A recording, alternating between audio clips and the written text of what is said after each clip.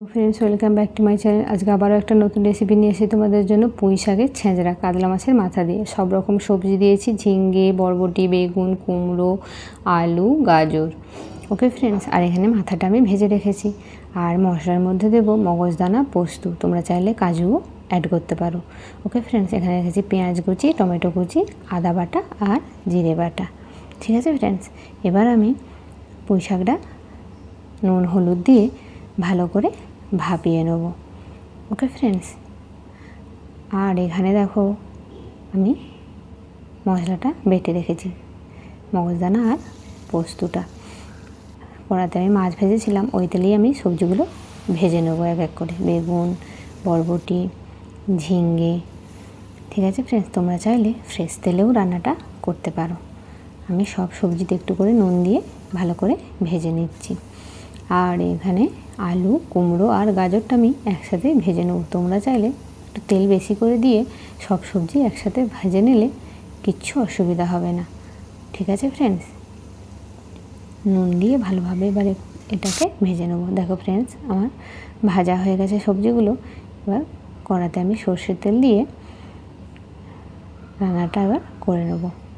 আর ফোড়নে দিলাম 5 ফোড়ন, শুকনো লঙ্কা আর তেজপাতা। জানো তো বন্ধুরা, কিছু কিছু সবজি আছে 5 ফোড়ন না ফোড়নে দিলে তার টেস্ট আসবে না। আমরা এখন সবেতেই কিন্তু জিরে ফোড়ন দিই, কিন্তু কিছু কিছু জিনিস আছে সবজি বানাতে হয় 5 ফোড়ন দিই। পেঁয়াজটা ভালোভাবে ভেজে নিলাম। এবার আমি এতে আদা বাটা, জিরে বাটা দিয়ে ভালোভাবে আমি মশলাটা কষিয়ে নেব। আর ওখানে আমি শুকনো গরম মশলাগুলো কাঠখোলায় ভেজে আমি গুঁড়ো করে নেব। এখানে আমি দিলাম হলুদ গুঁড়ো আর ছোটো চামচের 1 চামচ লঙ্কা গুঁড়ো, আর দিলাম ধনে গুঁড়ো 1 চামচ, আর 1 চামচ দিলাম কালার হওয়ার জন্য কাশ্মীরি লঙ্কার গুঁড়ো। ভালোভাবে মিক্স করে টমেটো কুচি দিয়ে দিলাম। এবার নুন দিয়ে দিলাম যাতে টমেটোটা ভালোভাবে কষানো হয়ে যায়।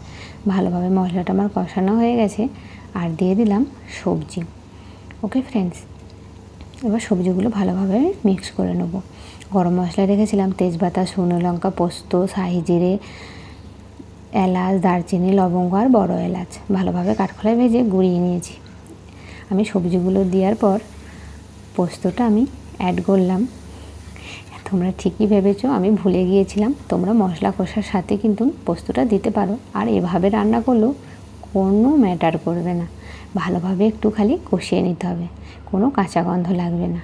দেখো ফ্রেন্ডস, খুব সুন্দরভাবে লাল করে কিন্তু কষিয়ে নিতে হবে এভাবে পোস্তটা দিলে। আর মাথাটা আমি ভেজে গুঁড়িয়ে রেখেছিলাম, ভেঙে দিয়েছিলাম একটু যাতে ভালোভাবে মিক্স করতে পারি। বড় মাথা ছিল কাতলা মাছের, একটু আগেই ভেঙে নিয়েছিলাম, ভেঙে ভালোভাবে মিক্স করে নিয়েছি। আর এবার মিক্স করে পুঁই শাকটা দিয়ে দিলাম। ব্যাস, রান্না আমার প্রায় কমপ্লিট।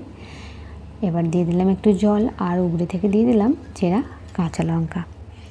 প্লিজ বাড়িতে একবার এভাবে পুঁই শাকটা বানিয়ে দেখবে, এত সুন্দর টেস্টি লাগে খেতে। আমিও পুঁই শাক খেতে ভালোবাসি না, কিন্তু যখন এভাবে বানাই তখন সত্যি খুব সুন্দর খেতে লাগে। দেখো ফ্রেন্ডস, আমি 5 মিনিটের জন্য চাপা দিয়ে দিয়েছিলাম, একদম মিডিয়াম টু লো ফ্লেমে চাপা দিয়েছিলাম যাতে ভালোভাবে সবজিগুলোও সিদ্ধ হয়ে যায়।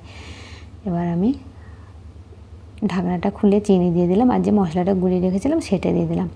আর একটা সিক্রেট বন্ধুরা টিপস, এটা দিলাম আমি একটু ময়দা, যাতে না জলটা আর ছাড়ে পরবর্তীকালে।